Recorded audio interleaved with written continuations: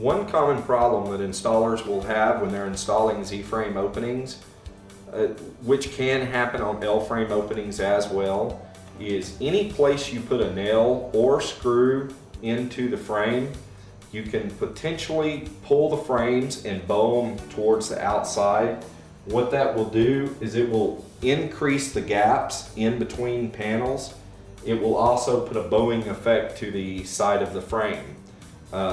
The way you keep that from happening is if you're using a screw gun, you be very careful not to suck the screws all the way in super tight.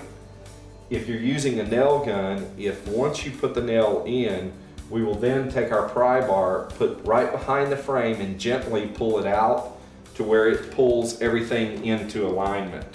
At that point, you won't have any problems with it. What I normally do, once I've got the product up in the window and installed with the nails up top in a few places on the framing or screws, I will step back from the window and check my gaps. I'm looking straight down the center area right here, and you want about a 1/16 of an inch of a gap running in between the panels there.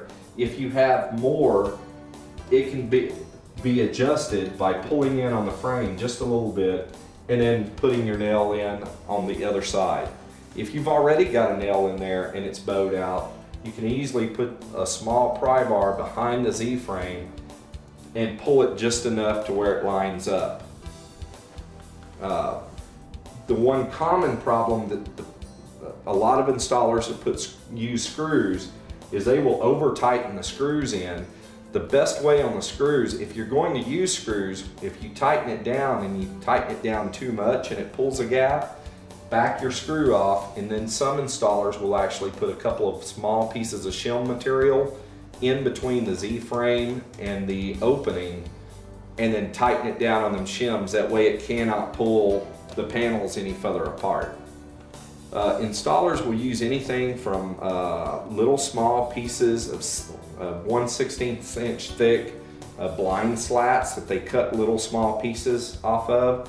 I've seen installers use the little paint stir sticks because they're really easy to cut, and you can cut plenty of shims and shim them out to whatever distance you need.